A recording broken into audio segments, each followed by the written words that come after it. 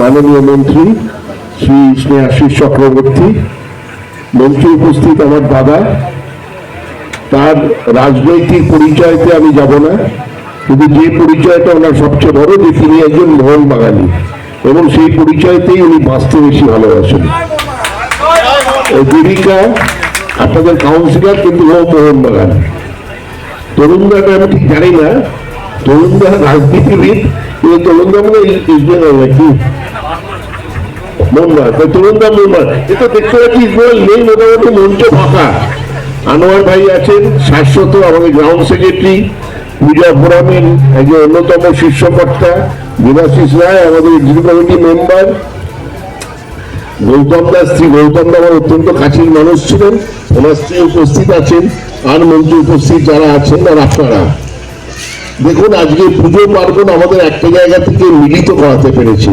সেটাই বারবার আমাদের মাননীয় মুখ্যমন্ত্রী শ্রীমতী মমতা বন্দ্যোপাধ্যায় বলে এসছেন যে পুজোকে নিয়ে অনেক রকম কটাক্ষ হয়, কিন্তু পুজো আমাদের একটাই জিনিস করায়, সেটা ধর্ম একদিকে, কিন্তু তার চেয়ে বড় আমরা একে অপরের সাথে দেখা করতে পারি। এখন মানুষের এত ব্যস্ততম জীবন যে কেউ পাড়াতেই কেউ কারোর সঙ্গে দেখা হয় না, ভাই ভাইয়ের দেখা হয় না, কিন্তু পুজো এমন একটা জিনিস যেখানে আমরা সবাই মিলে একসাথে দেখা হয়, খাওয়া দাওয়া হয়, গল্প হয়, আড্ডা হয়, নতুন জামা কাপড় পরি। বক্রতুণ্ড মহাকায় সূর্যকোটি সমপ্রভ, নির্বিঘ্নং কুরু মে দেব সর্বকাজে সর্বদা। এটি গণেশের একটি বীজ মন্ত্র, যা মানসিক স্বচ্ছতা সাধনায় সাফল্য এবং বাধা দূর করতে সহায়ক বলে আমরা বিশ্বাস করি।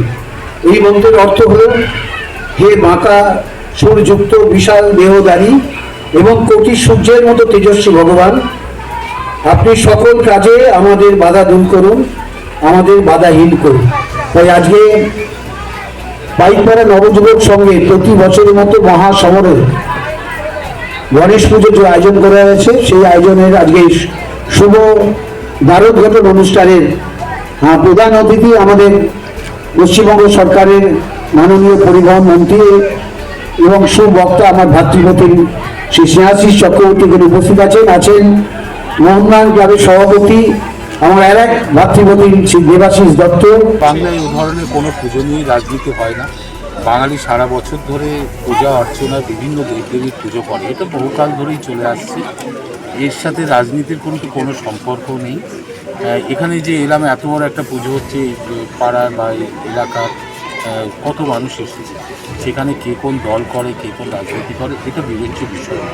পুজো মানে একটা ব্যক্তিগত শান্তির জায়গা, একটা ব্যক্তিগত আরাধনার জায়গা, দেবী বা দেবতা যারই পুজো আমরা করি, এর সাথে রাজনীতির কোনো সম্পর্ক আছে বলে আমার মনে হয় না।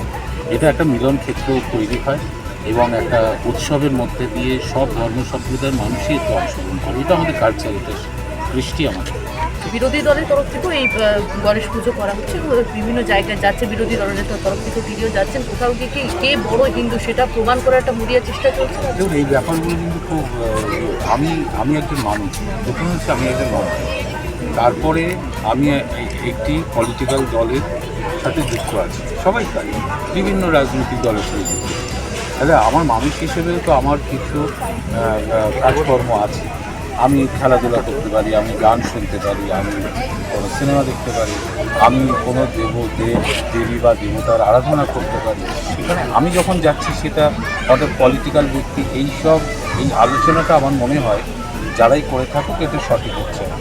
আমি আমার সত্তা, আমার ভেতরে আমি একজন পলিটিক্যাল ম্যান হিসেবে চিহ্নিত আছি, কিন্তু আমি আমার পলিটিক্সটাকে ঝেড়ে ফেলেই এই সামাজিক অনুষ্ঠানে আমরা থাকি, সবাই থাকি। এর সাথে রাজনীতির কোনো সম্পর্ক আছে বলে মনে হয় না, এই রাজনীতির মধ্যে ঢোকানো উচিত।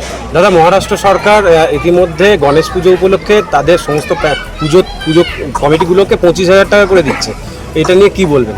না, আমাদের মুখ্যমন্ত্রী তো 1,10,000 টাকা করে দুর্গা। সবার প্রথমে আমার ধন্যবাদ জ্ঞাপন করছি অঞ্চলের প্রত্যেকটা নাগরিক বন্ধু এবং আমাদের ক্লাবের প্রত্যেকটা সদস্য, যাদের ঐক্যান্তিক ওদের প্রচেষ্টা এবং সহযোগিতায় এত সুন্দর অনুষ্ঠান আমরা প্রত্যেক বছর আনতে পারছি। তো আজকে কারা কারা অতিথি হিসেবে ছিল উদ্বোধন? অতিথি হিসাবে ছিলেন আমাদের পরিবহন মন্ত্রী, ছিলেন আমাদের অঞ্চলের বিধায়ক ঘোষ মহাশয়, ছিলেন শাহ মহাশয়, আমাদের পার্শ্ববর্তী অঞ্চলের 3 নম্বর ওয়ার্ডের কাউন্সিলর দেবিকা মহাশয়, এছাড়াও আরও দেবাশিস দত্ত ছিলেন মোহনবাগান প্রেসিডেন্ট। এছাড়া আরও বিশিষ্ট নাগরিক বন্ধু সকলে আসার এখনও টাইম আছে, তারা অন্য হয়ে রয়েছেন, সকলকে আমন্ত্রণ জানিয়েছি, তারা আসছে। কত বছরে পদার্পণ করলো? এবছর আমরা একযুগ 12 বছর। 12 বছরে পদার্পণ করলো। তো কি ধরনের মানুষ এসে থিম উপহার পাবে? সব ধরনের আমরা চেষ্টা করি এইবার এমন পুজোয়- ধরনের। এবছর আমাদের যদি আকর্ষণ বলেন লাইট অ্যান্ড সাউন্ড, আমরা চন্দননগরে গেছিলাম। চন্দননগরে যে আপনারা দেখতে পাচ্ছেন আমাদের প্রবেশদ্বারে রয়েছে, এটা আমাদের খুব পছন্দ হয়েছিল, আকৃষ্ট করেছিল। তা আমরা তখন ঠিক করেছিলাম যে এবছর গণেশ পুজো আমরা এই জিনিসটা সেখান থেকেই আমরা অনুপ্রাণিত হয়েছে, এটাই হয়েছে। মহারাষ্ট্রের পর পশ্চিমবঙ্গে বেশি করে গণেশ পুজো শুরু হয়েছে, এটা নিয়ে কি বলবেন? আবেগ এবং পুজো জিনিসটা হচ্ছে আনন্দ, বাঙালি আনন্দ প্রিয়। ও যতই থাকুক, করোনা যে বছর হয়েছিল সে বছর আমরা ভেবেছিলাম বহু জায়গায় পুজো বন্ধ হয়ে গেছিলো, তো আমরা বন্ধ করতে পারিনি, কারণ আমরা আবেগ আটকাতে পারিনি। এই যে আমাদের এত সদস্য দেখতে পাচ্ছেন, এদের সকলে ছোটো করে হোক কিন্তু হোক। আচ্ছা, কারা কারা উপস্থিত ছিল আরেকবার যদি বলেন। প্রথম ছিলেন আমাদের অঞ্চলের বিধায়ক অতুল ঘোষ মহাশয়, ছিলেন তরুণ সাহা, ছিলেন যে কাউন্সিলর শ্রী নমনিতা হালদার মহাশয়, একজনকে দায়িত্ব দিয়ে আমাদের প্রিয় মানুষ। এছাড়াও ছিলেন মন্ত্রী, পরিমন্ত্রী। এছাড়াও আপনার নাম আর ডিগনিশন? আমার নাম গণেশ দাস, আমি ক্লাবের সদস্য।